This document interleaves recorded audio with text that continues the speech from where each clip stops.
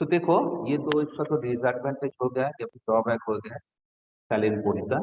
अब इसका जो रोटर का जो सैलिएंट पोल टाइप जो रोटर होता है, इसका जो डायमीटर होता है या फिर इसका जो एक्सियल लेंथ होता है, तो डायमीटर और एक्सियल लेंथ हम देखते हैं। जैसे कि हमें तो हमें जो फ्रीक्वेंसी है, फ्रीक्वेंसी हमें 50 हर्ट्ज ही होना चाहिए। तो 50 हर्ट्ज फ्रीक्वेंसी के लिए मोटर अगर लो स्पीड में घूमेगा, ओके, मोटर अगर लो स्पीड में घूमेगा तो नंबर ऑफ पोल का जो रिक्वायरमेंट है ज्यादा होगा या लो होगा? ज्यादा होगा कि कम होगा? हमें 50 हर्ट्ज फ्रीक्वेंसी का रिक्वायरमेंट। तो हम जानते हैं कि हमारा जो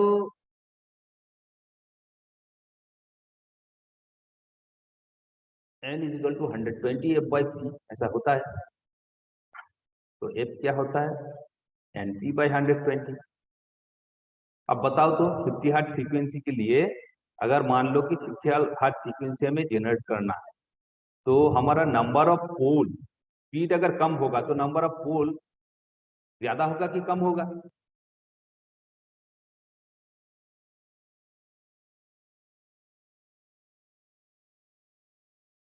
ज्यादा होगा कि कम होगा? दो पोल, जब दो पोल होता है तब स्पीड कितना मिलता है हमें? 3000 आरपीएम। फोर पोल के लिए कितना मिलता है? 1500 आरपीएम। सिक्स पोल के लिए कितना मिलता है? 1000 आरपीएम। ठीक है, ऐसा चलता है।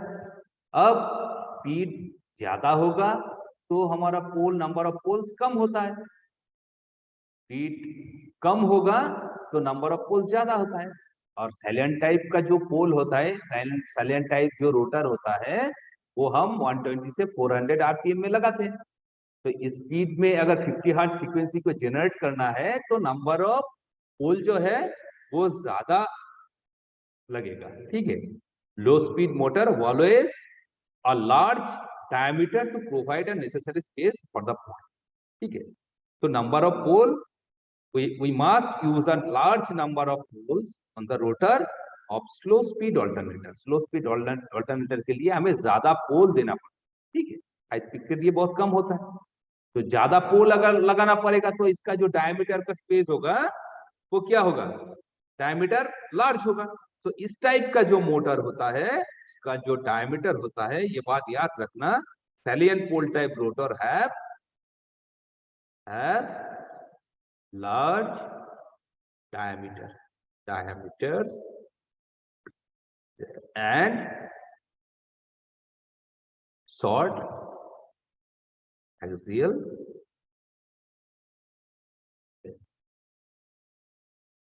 इसका जो एक्सियल लेंथ है, लो स्पीड मोटर, इसलिए इसका एक्सियल लेंथ स्मॉल होगा एंड डायमीटर जो है वो लार्ज। रोटर का जो ये जो डायमीटर है ये बहुत लार्ज डायमीटर देना पड़ेगा। तो ये एक शॉर्ट क्वेश्चन आता है, में एक क्वेश्चन आता है कि इसका जो रोटर है उसका डायमीटर कितना होता है। सो हमारा जो आंसर होगा large diameter and short axial. ठीक है, ओके।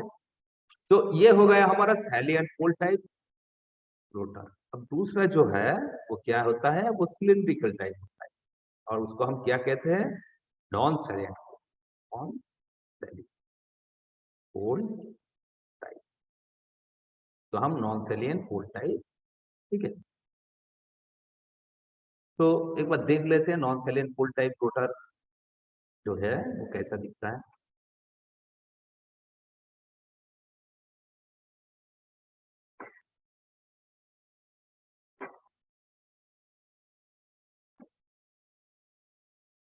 देखो, ये बेसिकली एक नॉन सैलिएंट रोटर है कि नॉन सैलिएंट और स्मूथ, तो हम सिलिंड्रिकल टाइप रोटर भी कहते हैं, किसी को एक सिलिंड्रिकल की तरह ये दिखता है।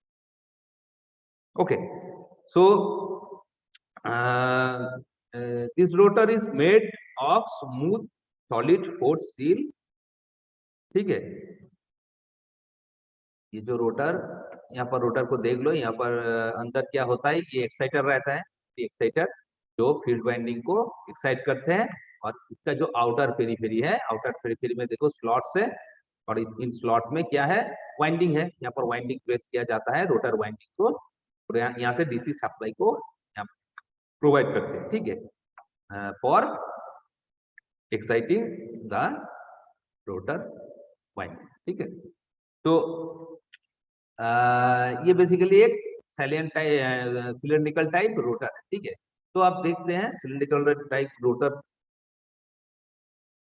का जो मटेरियल है, कौन सा मटेरियल, सो सैलिएंट पोल टाइप रोटर का जो रोटर जो होता है, तो यहाँ पर rotor is made of smooth solid और स्टील, ठीक है। स्मूथ सॉलिड फोर्स स्टील से ये रोटर बनता है, ठीक है। And having a number of slots along the outer fit, ठीक है, and having a number of slots along the outer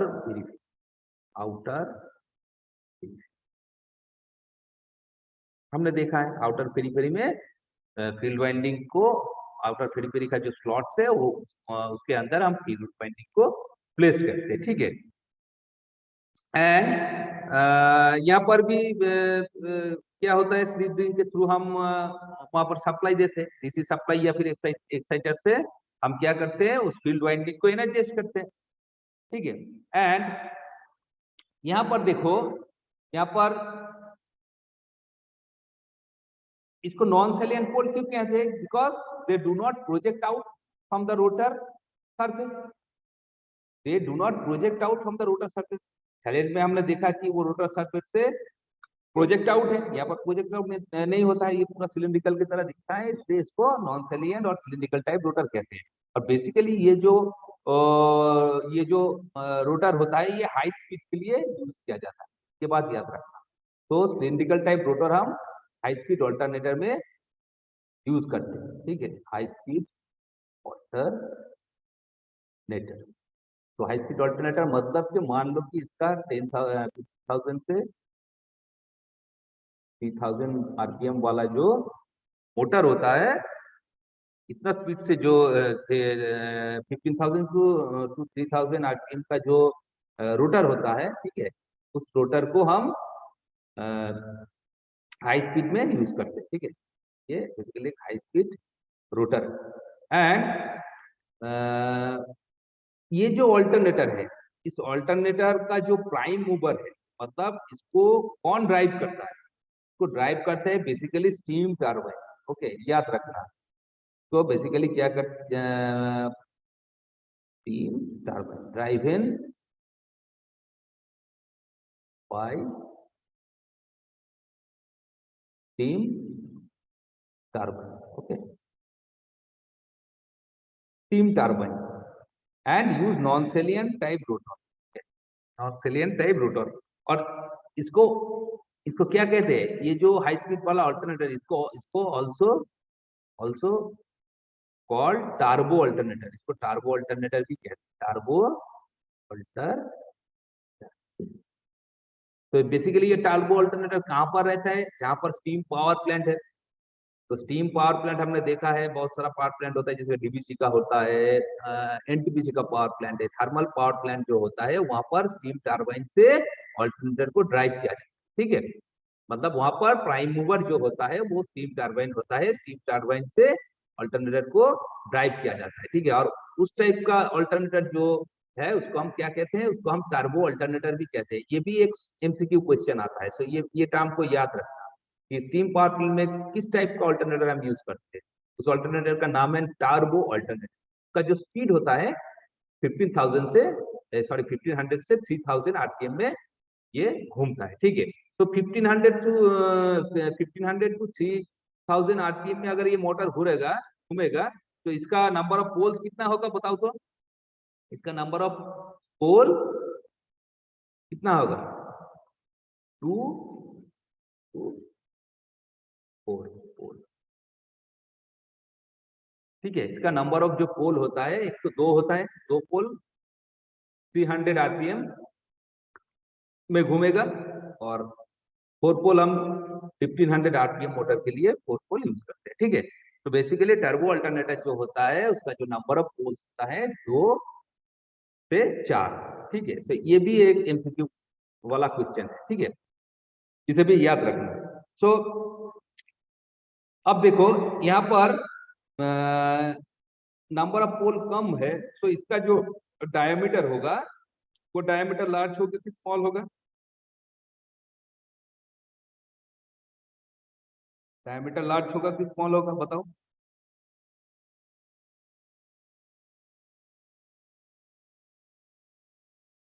have small diameter and very long axial length. Very long axial length, ठीक है, very long axial length because high speed of rotation produced strong centrifugal forces. हम जानते हैं ये motor तो बहुत high speed पे घूमेगा, 1500 टू 3000 आरपीएम में ये घूमता है। सो ये एक स्ट्रॉन्ग सेंट्रीफ्यूगल फोर्स प्रोड्यूस करता है which impose an upper limit of the diameter। ठीक है, which impose an upper limit of the diameter, so uh, that's why high power and high speed rotor have to be very long। तो इसका axial length long होना चाहिए, और पोल number of पोल कम है इसलिए इसका डायमीटर स्मॉल होगा। सो ये भी एक कॉम्पिटिटिव एग्जाम में ये क्वेश्चन आता है। ठीक है, तो भी याद रखना कि नॉन सैलिएंट पोल टाइप जो हमारा अल्टरनेटर होता है उसका जो डायमीटर होता है रोटर का वो small diameter and very long axial length होता है। ठीक है, ये बात याद रखना। और ये जो नॉन सैलिएंट पोल टाइप अल्टरनेटर है ये कौन चलाता है? Driven by steam turbine. Okay, driven by steam turbine. और हमारा जो ये जो सैलिएंट पोल जो अल्टरनेटर होगा ये इसको कौन ड्राइव करता है? Driven by diesel engine, diesel diesel engine और वाटर टर्बाइन, और वाटर टर्बाइन। ठीक है, ड्राइवन बाय डीजल इंजन और वाटर टर्बाइन, ये बात भी याद रखना, ये भी क्वेश्चन में आता है। ठीक है, तो सैलिएंट पोल टाइप जो अल्टरनेटर होता है उसको कौन ड्राइव करता है? डीजल इंजन और वाटर टर्बाइन। एंड इसका जो स्पीड होता है, स्पीड लो और मीडियम स्पीड अल्टरनेटर जो बनता है सैलिएंट पोल टाइप रोटर बनता है। ठीक है, रोटर से बनता है। एंड इसका जो रोटर का जो डायमीटर होता है वो लार्ज होता है, और उसका जो लेंथ होता है शॉर्ट एक्सियल लेंथ होता है। ठीक है, ये सैलिएंट के लिए है, वेरी वेरी इंपॉर्टेंट पॉइंट है, याद रखना। और नॉन सैलिएंट के लिए, नॉन सैलिएंट हम कहाँ पर यूज करते हैं? हाई स्पीड अल्टरनेटर जो बनता है उसका रोटर नॉन सैलिएंट टाइप पोल हम यूज करते हैं, तो उसका स्पीड रेंज कितना होता है? 1500 से 3000 आरपीएम। ठीक है, और इसको हम टर्बो अल्टरनेटर भी कहते हैं। और ये अल्टरनेटर ड्राइव कौन करता है? Steam turbine. ये अल्टरनेटर स्टीम टाइप टर्बाइन से इसको हम ड्राइव करते हैं। ठीक है, और इसका जो रोटर होता है, नॉन सैलिएंट का जो रोटर होता है उसका जो डायमीटर होगा small diameter and very long axial length. ठीक है, तो आई थिंक यहां तक सबको क्लियर है। अब नेक्स्ट देखते हैं।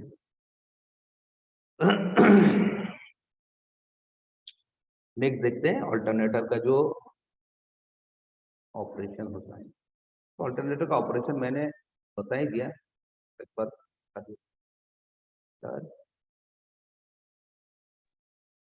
मीटर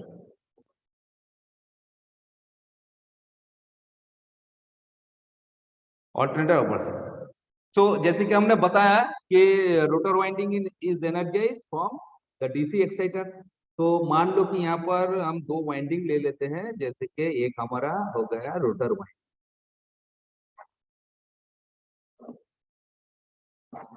सिंगल फेज वाइंडिंग है। यहाँ पर डीसी सोर्स दे रहे हैं, जिसको हम क्या कहते हैं, एक्साइटर कहते हैं, ठीक है। और ये हमारा रोटर का वाइंडिंग है, ठीक है। तो ये क्या है, रोटर वाइंडिंग शैफ्ट के ऊपर को प्लेस किया जाता है। एंड हमारे जो स्टेटर का वाइंडिंग होता है, जिसको हम आर्मेचर वाइंडिंग कहते हैं, ये rotor winding basically field winding है, ठीक है, ये फील्ड वाइंडिंग। और हमारा जो आर्मेचर वाइंडिंग है, जिसको हम स्टेटर वाइंडिंग कहते हैं, वो तो हम जानते हैं 3 फेज स्टार कनेक्टेड वाइंडिंग होता है, ठीक है। ये एक स्टार कनेक्शन है। मान लो कि ये तीनों फेज है, ए बी सी,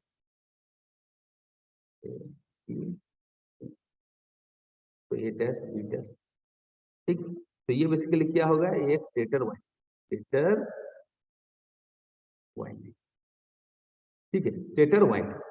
और ये हमारा rotor winding. So the rotor winding is energized from DC excited and alternate N and S pole are developed। जैसे कि हमने बताया कि रोटर वाइंडिंग, रोटर में फील्ड होता है, फील्ड पे जब हम डीसी सप्लाई देते हैं तो क्या होता है, वहां पर वाइंडिंग को हम इस तरह से डिजाइन करते हैं कि एडजेसेंट जो पोल है वो नॉर्थ पोल और साउथ पोल क्रिएट करता है, नॉर्थ पोल और साउथ पोल डेवलप होता है, ठीक है।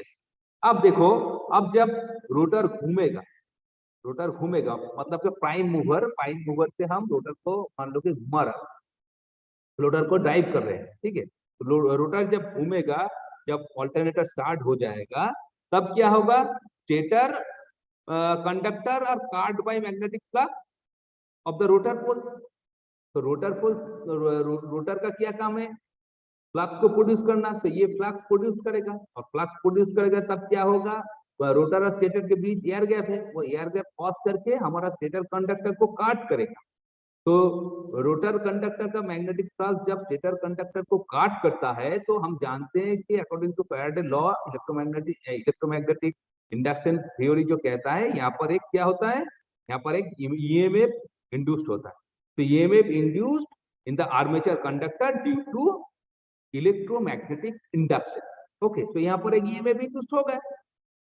अब ये जो ईएमएफ इंड्यूस्ड होता है, इसका नेचर क्या होता है, ये एक ऑल्टरनेटिव मतलब एसी ईएमएफ इंड्यूस्ड होता है। जैसे कि डीसी जनरेटर में भी हमने देखा है, डीसी जनरेटर में आर्मेचर के अंदर जो वोल्टेज और ईएमएफ इंड्यूस्ड होता है, उसका नेचर क्या होता है बताओ, तो एसी होता है कि डीसी होता है, डीसी जनरेटर में?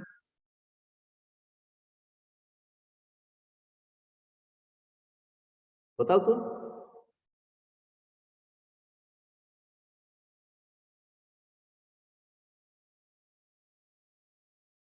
रिचिका बता सकते हो? Yes sir. बताओ। सर क्वेश्चन फिर से रिपीट करिए।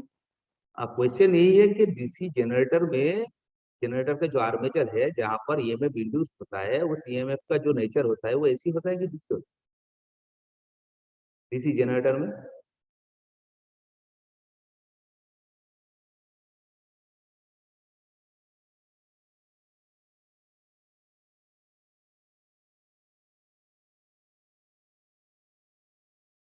क्या होता है, तुम्हें क्या लग रहा है?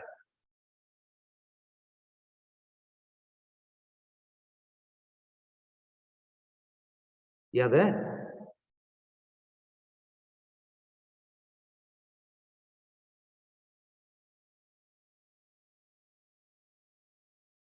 बताओ कुछ,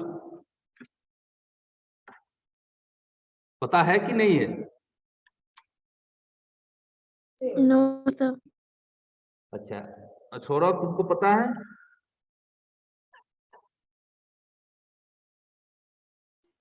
नो सर। डीसी जनरेटर कौन जो प्रोड्यूस करता है इलेक्ट्रिक पावर, उसका नेचर क्या होता है, डीसी होता है ना? यस सर, डीसी होता डीसी होता है, लेकिन आर्मेचर के अंदर जो प्रोड्यूस्ड होता है वो क्या डीसी नेचर का होता है? अच्छी तरह से समझो, वहां पर हम कम्यूटेटर नाम सुना है ना? डीसी जनरेटर तुम लोग जब स्टडी कर रहे थे, कम्यूटेटर, तो आर्मेचर में कम्यूटेटर होता था ना, कम्यूटेटर। यस सर, जो कि एसी को डीसी में कन्वर्ट जो एसी को डीसी में कन्वर्ट कर देता है फॉर जनरेटर, और मोटर में वो क्या काम करता है, डीसी को एसी में कन्वर्ट करता है। सो वहां पर कम्यूटेटर लगाया जाता है। कम्यूटेटर क्या करता है, उसके अंदर जो एसी जनरेट हो रहा है उसको डीसी में कन्वर्ट करता है, और मोटर के लिए एसी डीसी को और एसी में कन्वर्ट करता है। ये कम्यूटेटर का काम होता है, वहां पर कम्यूटेटर दिया जाता है। तो डीसी जनरेटर में आर्मेचर को हम रोटर में क्यों रखते हैं, इसका यही रीजन है। डीसी जनरेटर में आर्मेचर को हम स्टेटर में नहीं रखते, जैसे अल्टरनेटर में हम ये जो आर्मेचर वाइंडिंग है इसको हम स्टेटर में रखा है, लेकिन एसी डीसी जनरेटर में हम नहीं रख सकते। डीसी जनरेटर में अल्टरनेटर को रोटर में ही रखना पड़ता है, क्योंकि कम्यूटेटर से हमें डीसी सप्लाई कलेक्ट करना है, डीसी सप्लाई को प्रोड्यूस करना है, तो ये वहां पर कम्यूटेटर लगाया जाता है। तो बेसिकली हम यही बात बोलना चाहते हैं कि आर्मेचर में जो इंड्यूस्ड होता है वो एसी नेचर का होता है, ठीक है। So induced EMF is alternative. क्यों अल्टरनेटिव क्यों होता है, देखो ये जो फील्ड मान लो कि ये क्या है, ये पोल है, ये फील्ड पोल है, ये मान लो कि इस साइड नॉर्थ है, साइड साउथ है। अब ये जो पोल है, ये नॉर्थ और साउथ, ये हर एक हाफ साइकिल में ही ये कंडक्टर से पास होगा ना, ये तो घूमता है, ये तो घूमेगा। ये जब घूमेगा तो एक बार नॉर्थ पोल पास होगा, नॉर्थ पोल जब इसके सामने से पास होता है तो इसका करंट का डायरेक्शन एक डायरेक्शन में होगा, एंड द इंस्टेंट उसके सामने एस पोल आ जाएगा। जब एस पोल आ जाएगा तो करंट का डिस्टेंस डायरेक्शन कितना होगा, उल्टा होगा, है कि नहीं। जैसे कि हमने देखा था, मान लो कि यहाँ पर एक नॉर्थ है, यहाँ पर एक साउथ है, यहाँ पर मान लो कि एक सिंगल टर्न कॉइल है, ठीक है, ये एक सिंगल टर्न कॉइल है, मान लो कि ये कॉइल है। तो ये जो दो साइड है, पहला नॉर्थ वाला जो है, यहाँ पर ये कंडक्टर के मान लो कि ये ए है, ये एक सिंगल टर्न कॉइल है, और एक साइड को हम ए बोलते हैं, एक साइड को हम बी बोलते हैं, दो कॉइल साइड होता है। तो मान लो कि जब ए नॉर्थ पोल के सामने होगा तब इसका जो डायरेक्शन होगा कुछ इस दिशा में होगा, एंड बी का डायरेक्शन कुछ इस दिशा में होगा, है कि नहीं। लेकिन एट द इंस्टेंट ये तो फिर ये बी वाला इस पोजीशन पे आ जाएगा, ये बी वाला ये तो घूम रहा है, तो बी वाला इस पोजीशन में आ जाएगा। तो बी वाला जब इस पोजीशन में आ जाएगा तो बताओ तो इस बी कॉइल का डायरेक्शन कौन सी दिशा में होगा, मान लो कि यही नॉर्थ है हमारा, यही हमारा साउथ है, ठीक है। तो कॉइल घूम रहा है या फिर कॉइल फिक्स है, ये जो फील्ड पोल है मान लो कि ये घूम रहा है। तो अब ये बी हो गया और ये सी हो गया, अब इसका डायरेक्शन कुछ इस दिशा में होगा और ए साइड का डायरेक्शन कुछ इस दिशा में होगा। तो देखो हाफ साइकिल में क्या होता है, एक ही कंडक्टर का डायरेक्शन एक अपवर्ड डायरेक्शन में है, एक कंडक्टर सेम कंडक्टर का डायरेक्शन आप डाउनवर्ड, ठीक है। तो इसी को तो हम एसी कहते हैं, है कि नहीं। बात समझ में आ रहा है, यस सर। बात समझ में आ रहा है।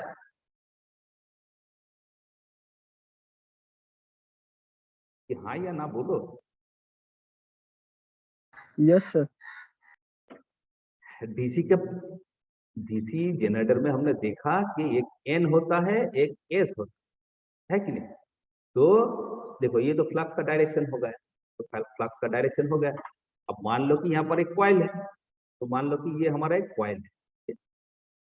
डीसी जनरेटर में ही तो ये कॉन्सेप्ट दिया गया है, तो भूल गए। तो फैराडे लॉ के अकॉर्डिंग टू फैराडे लॉ यहाँ पर ईएमएफ इंड्यूस्ड होगा। अगर ये इस कॉइल में फ्लक्स को काट करेगा तो ईएमएफ इंड्यूस्ड होगा, तो ईएमएफ अगर यहाँ पर इंड्यूस्ड हो जाएगा तो करंट भी फ्लो करेगा। तो इस वक्त मान लो कि करंट का डायरेक्शन कुछ इस दिशा में है, का डायरेक्शन कुछ इस दिशा में, क्योंकि ये फ्लक्स का डायरेक्शन है। तो करंट का जो डायरेक्शन होगा according to Fleming different rule, हम जानते हैं करंट का डायरेक्शन किस दिशा में होता है, ठीक है। तो अब मान लो कि इस कॉइल का ये ए साइड है, ये बी साइड। अब ये जब घूमेगा, ये तो घूम रहा है, इंस्टेंट ये कॉइल जब घूम जाएगा तो ये बी वाला पोजीशन अब एन पोल के सामने आ जाएगा, और यहाँ पर तो फ्लक्स है, यहाँ पर तो फ्लक्स है। अब बी वाला जो कंडक्टर है, बी वाला जो साइड है, उसका करंट का डायरेक्शन किस दिशा में होगा, अपवर्ड होगा या डाउनवर्ड होगा। इसका डायरेक्शन किस दिशा में होता है, अपवर्ड या डाउनवर्ड? ये कंडक्टर अब इस पोजीशन में आ गया, देखो इनके सामने जो होता है अपवर्ड डायरेक्शन में होता है। अब ये बी साइड जब इधर आ जाएगा तो इसका डायरेक्शन अपवर्ड होगा। तो बी जब साउथ पोल के सामने था तो बी, ये जो कंडक्टर है इस कंडक्टर में करंट नीचे की तरफ पास हो रहा है, और यही कंडक्टर जब इंस्टेंट एन पोजीशन में आ जाएगा, इस मैग्नेट के सामने आ जाएगा, तो वही कंडक्टर में जो डायरेक्शन होगा अपवर्ड डायरेक्शन होगा। तो यही वाला कॉइल है, मान लो कि ये कॉइल साइड ये है, ये मान लो कि ये है, तो एक बार एक के डायरेक्शन कुछ दिशा में हो रहा है, और ये जब साउथ पोल के सामने आ रहा है इस दिशा में हो रहा है, तो अल्टरनेट हो रहा है ना, यही तो एसी करंट का नेचर है कि नहीं? तो induced EMF is alternating because N and S pole of the rotor alternatively pass the armature conductor. ये जब इसका पोजीशन चेंज होता है, पोल का पोजीशन जब चेंज होगा तब करंट का डायरेक्शन भी चेंज हो जाता है, हम तो जानते हैं। यहां तक क्लियर है? Yes, sir. ओके, तो हम यहाँ थे। तो यहाँ पर क्या हो रहा है, इंड्यूस्ड ईएमएफ का जो नेचर होता है वो अल्टरनेटिंग होता है, and direction of induced EMF can be found by Fleming right hand rule, Fleming right hand rule.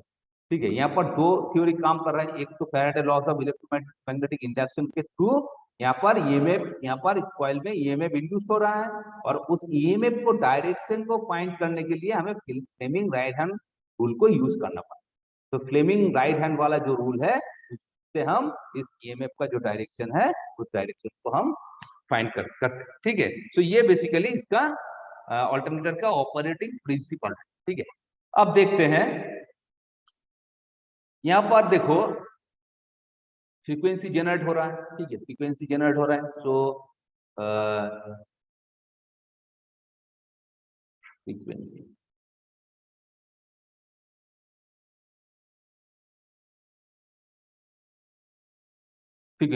तो देखो frequency of induced EMF, the armature conductor depends upon speed and किसके ऊपर डिपेंड करता है?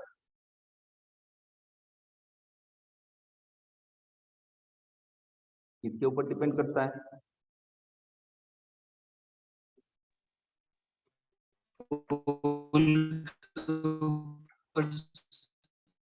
Speed and number of poles. तो मान लो कि n जो है, n हमारा का स्पीड है, इन आरपीएम, p क्या है, number of rotor poles, f क्या है, frequency of EMF in hertz, अब देखो वही वाला कॉन्सेप्ट के स्टेटर वाइंडिंग में, स्टेटर में तो आर्मेचर वाइंडिंग है, स्टेटर में आर्मेचर वाइंडिंग है, और यहाँ पर जो पोल है, पोल का एक साइड हम जानते हैं, एक नॉर्थ होता है, एक साउथ होता है, और ये जो रोटर, ये तो रोटर है, ये तो घूम रहा है। तो मान लो यहाँ पर एक कंडक्टर है, स्टेटर में यहाँ पर एक कंडक्टर, तब रोटर जब मूव करेगा, रोटर जब रोटेट करेगा, तो ये जो रोटर का सामने वाला जो आर्मेचर का कंडक्टर है, ये कंडक्टर एक बार इनके सामने आएगा, एक बार इसके सामने आएगा, ये तो कॉन्टिन्यूअसली घूम रहा है।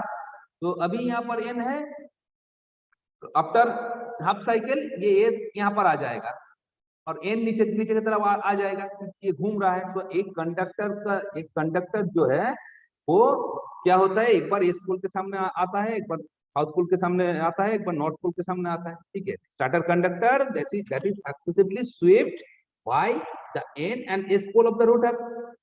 सो मान लो if if a positive voltage, कोई जैसे कि मैंने बताया एक बार, एक पॉजिटिव साइकिल होगा, एक नेगेटिव साइकिल होगा, हम जानते हैं ऐसा साइकिल बनता है।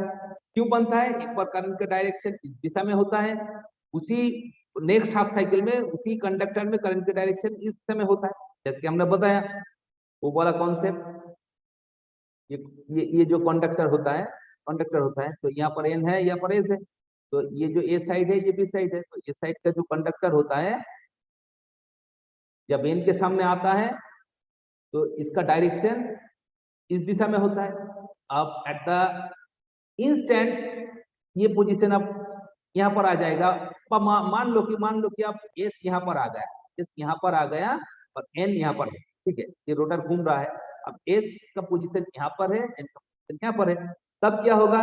तब बी का डायरेक्शन अपवर्ड होगा एंड ए का डायरेक्शन आप डाउनवर्ड, ठीक है। तो एक ही कंडक्टर में एक बार पॉजिटिव साइकिल प्रोड्यूस कर रहा है, एक बार नेगेटिव साइकिल प्रोड्यूस कर रहा है, यही तो एसी है। तो यही बात यहाँ पर कह रहा है कि if a positive voltage is induced when n pole sweep across the conductor and similarly negative voltage is induced when s pole sweeps, ठीक है। सो यहां पर हम लिख सकते हैं if a positive voltage is induced when n pole sweep across the conductor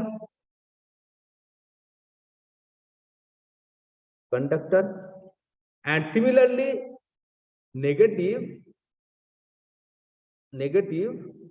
voltage is induced when S pole sweeps by. Okay, this means that one complete cycle of EMF is generated. That means one complete cycle. देखो ये positive ये negative, तो एक pair of pole मतलब एक N pole एक S pole एक बार जब घूमता है तब स्टेटर का जो कंडक्टर होता है उसके सामने एक बार एन पोल पास करता है, एक बार एस पोल पास करता है। एक रिवोल्यूशन में जब ये एक बार घूमेगा स्टेटर कंडक्टर जो होता है उसके सामने से एन पोल एक बार आएगा, एक बार एस पोल आएगा, उसके वजह से एक बार पॉजिटिव वोल्टेज होगा, एक बार नेगेटिव वोल्टेज होगा। सो एक साइकिल प्रोड्यूस करने के लिए देखो दो पोल की एक रिवोल्यूशन में दो पोल की रिक्वायरमेंट हो रहा है। तो यही बात यहाँ पर बोल रहा है कि one complete cycle of EMF is generated in the conductor as a pair of pole passes. ये एक नॉर्थ पोल है, दो एस पोल है, दो पोल मिलके एक पेयर बनता है। तो यही बात यहाँ पर कह रहा है कि एक पेयर ऑफ पोल क्या होता है, एक कंप्लीट साइकिल प्रोड्यूस कर रहा है, ठीक है, कंप्लीट साइकिल प्रोड्यूस कर रहा है एक रेवोल्यूशन में, ठीक है। सो यहाँ पर हम लिख सकते हैं द नंबर ऑफ साइकिल्स, ये एक साइकिल है, इसको हम साइकिल कहते हैं। So number of cycle per revolution is equal to number of pairs of poles, pair of pole मतलब एन एस मिलके एक पेयर बनता है। तो यहाँ पर एक एन है एक एस है, तो यहाँ पर पेयर कितना है, नंबर ऑफ पेयर कितना है बताओ तो? 1। तो यहाँ पर नंबर ऑफ पेयर है 1। तो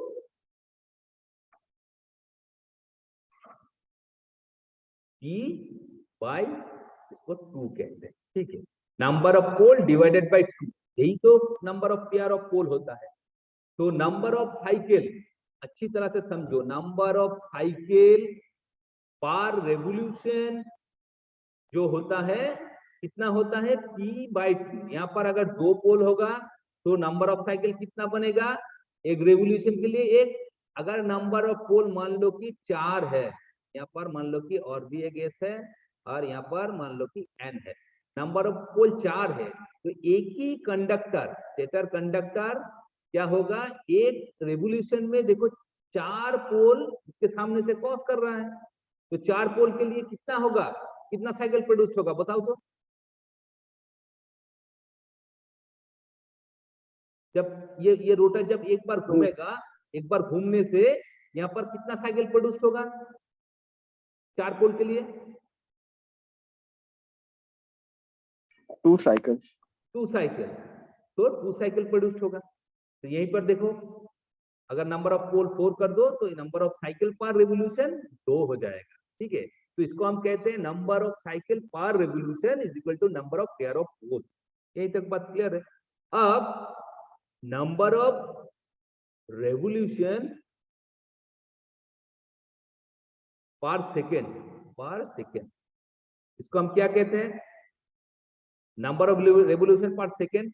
number of revolution per minute, जिसको हम क्या कहते हैं, number of revolution per minute क्या होता है बताओ, रेवोल्यूशन पर मिनट मतलब क्या होता है, एन। हमारा जो स्पीड होता है नंबर, ये एन क्या होता है, आरपीएम, मतलब number of revolution per minute होता है। लेकिन number of revolution per second अगर लेंगे तो इसको हम क्या करेंगे, 60 सेकंड से डिवाइड कर देंगे, तो ये हो गया number of revolution per second. अब देखो नंबर ऑफ, अच्छा अभी 1 मिनट बाकी है, अगर कट जाए तो फिर से ज्वाइन कर जाना। तो नंबर ऑफ साइकिल पर सेकेंड क्या होगा, नंबर ऑफ साइकिल पर सेकेंड क्या होगा, इसको हम ऐसे लिख सकते हैं, number of cycle per revolution multiplied by number of revolution per second, ऐसे लिख सकते हैं। देखो नंबर ऑफ रेवोल्यूशन पर, number of cycle per revolution, number of cycle divided by revolution, number of revolution divided by second, तो यही तो होगा।